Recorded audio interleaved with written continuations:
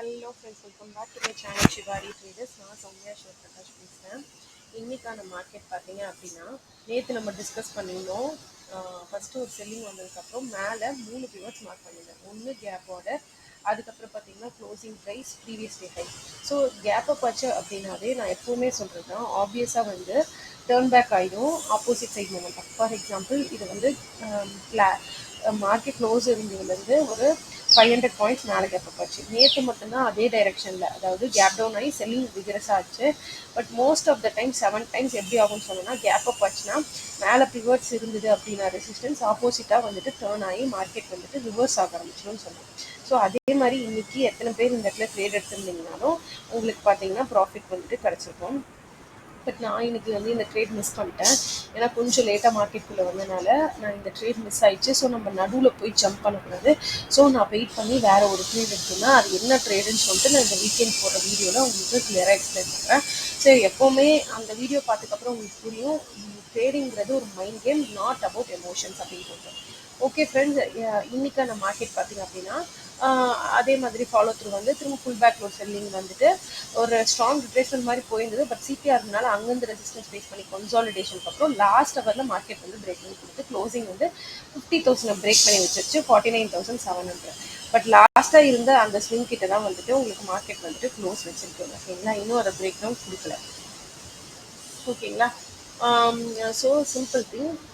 இப்போ பார்த்தீங்க அப்படின்னா நாளைக்கு மார்க்கெட் எப்படி இருக்கும் போகுது அப்படின்னு பார்த்தீங்க அப்படின்னா, ஃபஸ்ட்டு திங் நாளைக்கான க்ளோசிங் ப்ரைஸ் வந்துட்டு மார்க் பண்ணிக்கலாம். க்ளோசிங் ப்ரைஸ் பார்த்தீங்கன்னா 49,748 இருக்குது. ஓகேங்களா, ஸோ 748 1 செகண்ட் மார்க் பண்ணிக்கலாம். ஓகே, நான் மார்க் பண்ணிட்டேன். ஸோ அதை டெக்ஸ்ட் பண்ணிக்கிறேன்.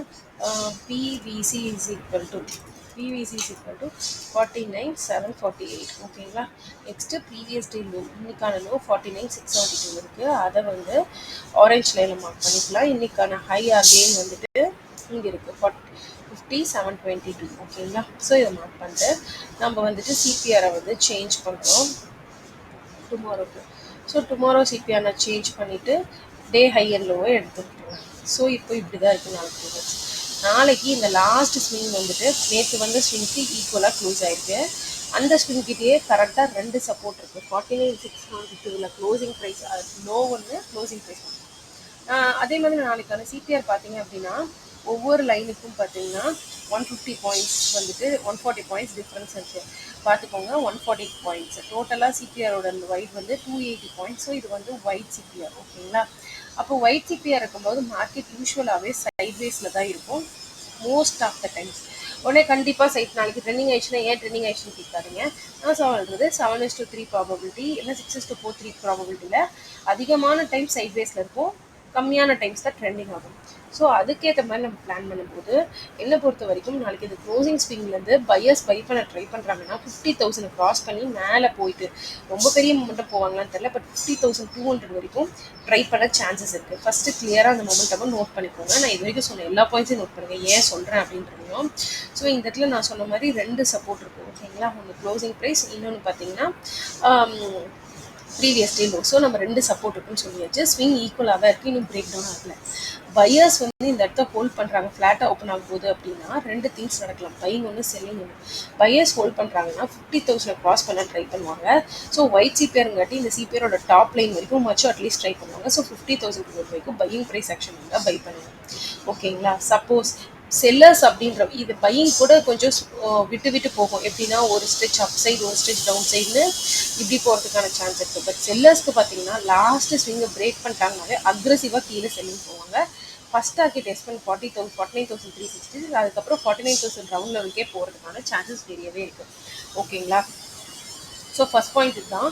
என்னென்னு பார்த்தீங்கன்னா செல்லர்ஸ் ரொம்ப டைம் எடுத்துக்க மாட்டாங்க. பிரேக் பண்ணுற மாதிரி இருந்தால் ஆல்ரெடி கன்சல்டேஷன் முடிஞ்சிருக்கனால எல்லாத்துக்கும் இந்த இடம் 50,000 ஸ்டாப் லாஸும் மேலே இருக்கனால ஸோ எல்லாருமே டக்குன்னு இந்த இடம் கன்சல்டேஷன் இருந்தனால அக்ரெசிவாக ஸ்டாப் பண்ணுவாங்க. ஸோ டார்கெட் கொஞ்சம் பிக்காக இருக்கிறதுக்கான சான்ஸ் இருக்குது. ஸோ இதில் எந்த மாதிரி ப்ரைஸ் ஆக்ஷன் வருது, உங்கள் பேட்டர்ன் எதில் வருதுன்றதை பார்த்து கரெக்டாக ட்ரேட் பண்ணுங்கள். இதை தாண்டி gap up gap downs discuss பண்ணலாம். கேப் டவுன் அப்படின்ற பட்சத்தில் நியர்லி இப்போ ஒரு 49,300 500 பாயிண்ட்ஸ் கேப் டவுன் ஆகுதுன்னு வச்சுக்கோங்களேன். இமீடியட்டாக செல் பண்ணாதீங்க. எப்போவுமே நான் சொல்கிறேன், ஆப்போசிட்டான டைரக்ஷன் நமக்கு போகிறது வந்து கம்மியான டைம்ஸ்.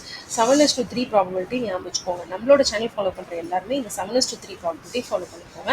ஸோ ஆப்போசிட்டாக இதாகும்போது ஆல்ரெடி ஷார்ட் பொசிஷன் வச்சுருக்கவங்களுக்கு ப்ராஃபிட் வரும்போது அதை புக் பண்ணாங்க அப்படின்னா சம்டைம்ஸ் வந்து ரிவர்ஸ் பேக் ஆகிட்டு இந்த க்ளோசிங் ப்ரைஸில் தான் ஃப்ரெஷ் செல்லர்ஸ் என்ட்ராகிறதுக்கான சான்ஸ் இருக்குது. இல்லாமல் அப்படியே போச்சு அப்படின்னா கம்மியான குவான்டிட்டிஸில் ட்ரேட் பண்ணுங்கள், அக்ரெசிவாக ஸ்டார்ட் பண்ணாதீங்க. நெக்ஸ்ட் திங், இதை தாண்டி வந்து மார்க்கெட் கேப் அப் ஆகுது, நியர்லி அப்போ 50,200 அந்த ரேஞ்சில் கேப் அப் ஆகுது அப்படின்னா எப்பவும் போல தான் க்ளோசிங் ப்ரைஸ் வந்துட்டு தான் பையிங்கோ இல்லை செல்லிங்கோ டிசைட் ஆகும். ஸோ நீங்கள் இங்கேருந்து க்ளோசிங் ப்ரைஸ்க்கு ஒரு செல்லிங் ரிட்ரேஸ்மெண்ட் ட்ரேட் எடுக்க முடிஞ்சால் எடுங்க, இல்லைனா க்ளோசிங் ப்ரைஸ் எப்படி ரியாக்ட் ஆகுதுன்னு வெயிட் பண்ணி பார்த்துட்டு அந்த டைரக்ஷன், அதாவது இதை பிரேக் பண்ணிச்சுன்னா செல்லிங் டைரக்ஷனும் இதை ஹோல்ட் பண்ணிச்சுன்னா பையிங் டைரக்ஷனும் ஃபாலோ பண்ணி போகிறதுக்கான சான்சஸ் இருக்குது. ஸோ இந்த அனாலிசிஸில் இதில் தான் நான் கிளியராக எல்லா கண்டிஷன்ஸுமே ஒன்று ஒன்றா சொல்லியிருக்கேன். ஸோ புரியல அப்படின்னா 1 செகண்ட் வீடியோவை ரீவைண்ட் பண்ணி பாருங்கள். ஃப்ளாட்டில் என்னென்ன சினாரியோஸ், கேப் அப்னா என்ன சினாரியோ, கேப் டவுனா என்ன சினாரியோ, என்ன டைப் ஆஃப் டார்கெட்ஸ் கிடைக்கும்போது சொல்லியிருக்கேன். ஸோ இந்த வீடியோ பிடிச்சிருக்கு அப்படின்னா மறக்காமல் நம்மளோட சேனல் ஷிவாரி ட்ரேடர்ஸை சப்ஸ்கிரைப் பண்ணிக்கோங்க. நம்மளோட வீடியோ முடிஞ்ச அளவுக்கு லைக் பண்ணி ஷேர் பண்ணுங்கள். நம்மளோட இன்ஸ்டாகிராம் ஐடி கீழே கொடுத்துருக்கேன், அதையும் முடிஞ்ச அளவுக்கு ஃபாலோ பண்ணுங்கள். Thank you friends. மறுபடியும் ஒரு பார்க்கலாம். தேங்க்யூ தென்.